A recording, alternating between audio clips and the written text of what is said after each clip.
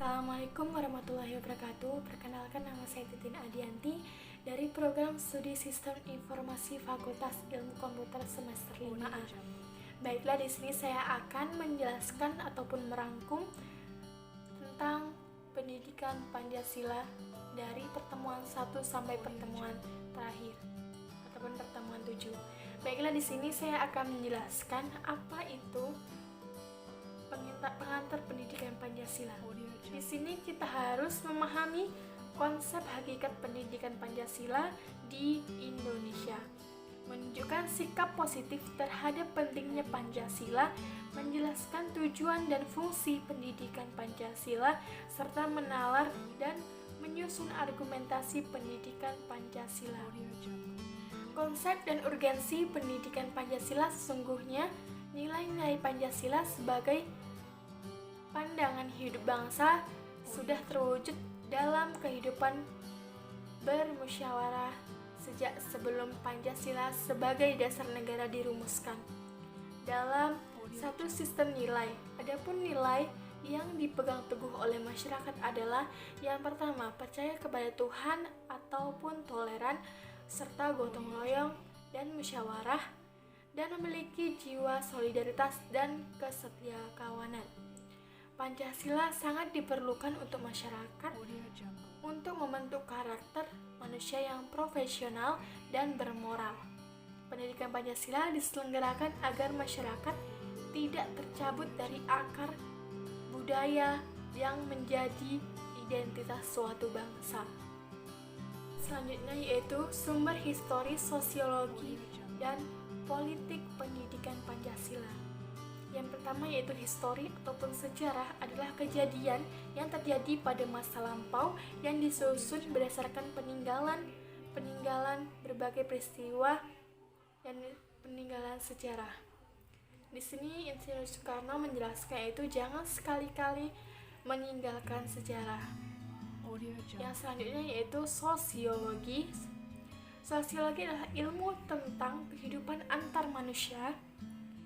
Insinyur Soekarno menegaskan bahwa dalam perspektif sosiologi suatu masyarakat pada suatu waktu dan tempat memiliki nilai-nilai tertentu. Melalui pendekatan sosiologi ini pula diharapkan mengkaji seluruhnya. Selanjutnya yaitu yuridis.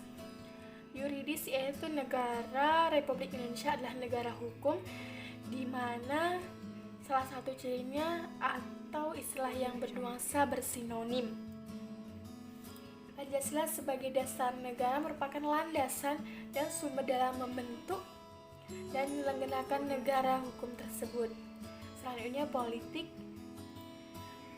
Pendidikan Pancasila berasal dari fenomena kehidupan politik bangsa Indonesia.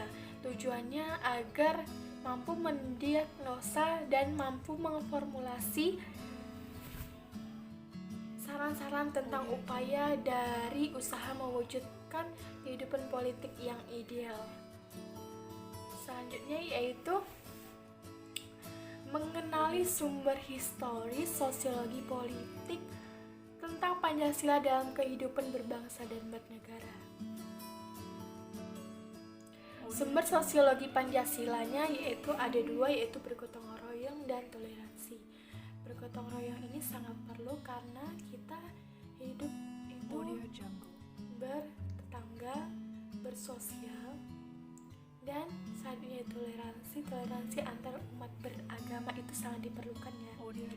Karena kita juga memiliki agama masing-masing, ada Hindu, Buddha, Kristen, Islam, dan Katolik.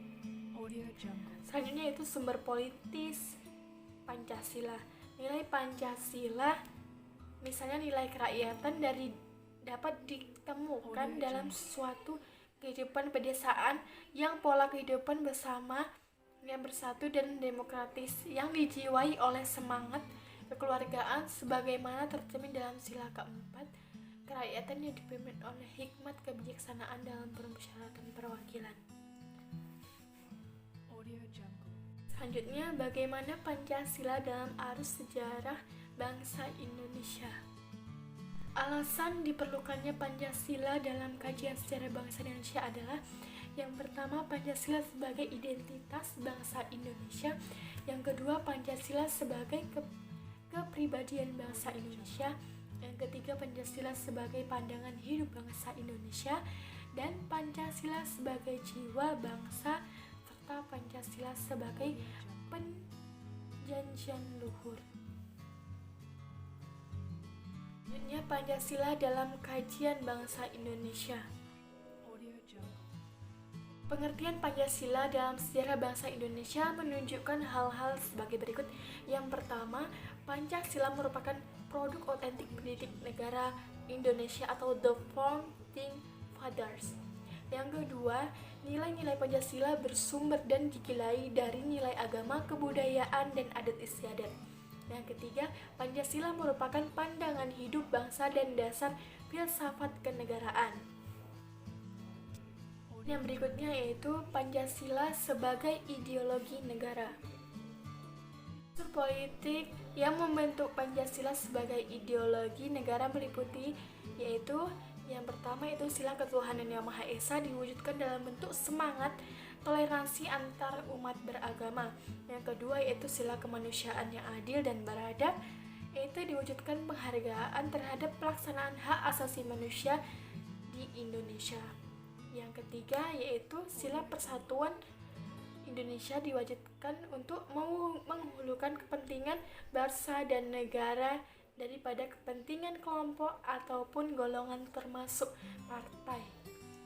Dan sila yang kerakyatan yang dipimpin oleh hikmat kebijaksanaan yaitu diwujudkan untuk mendahulukan pengambilan keputusan berdasarkan musyawarah. Dan yang kelima, keadilan sosial bagi seluruh rakyat Indonesia untuk memperkaya diri atau kelompok karena penyalahgunaan kekuasaan itulah yang menjadi faktor pemicu terjadinya korupsi. Yang selanjutnya yaitu tantangan terhadap Pancasila sebagai ideologi negara. Yaitu pentingnya Pancasila sebagai ideologi negara bagi mahasiswa adalah untuk memperlihatkan peran ideologi sebagai penuntun moral dan kehidupan bermasyarakat, berbangsa, dan bernegara sehingga ancaman berupa penyalahgunaan narkoba, terorisme, dan korupsi dapat dicegah. Dan selanjutnya itu Pancasila sebagai ideologi negara pada hakikatnya mengandung dimensi realitas, idealitas, dan fleksibilitas yang membuat nilai-nilai dasar cita-cita dan terbukanya sehingga mahasiswa mampu menerima kedudukan Pancasila sebagai akademis. Oke, mungkin hanya itu saja yang bisa saya sampaikan. Kurang dan lebih saya mohon maaf. Assalamualaikum warahmatullahi wabarakatuh.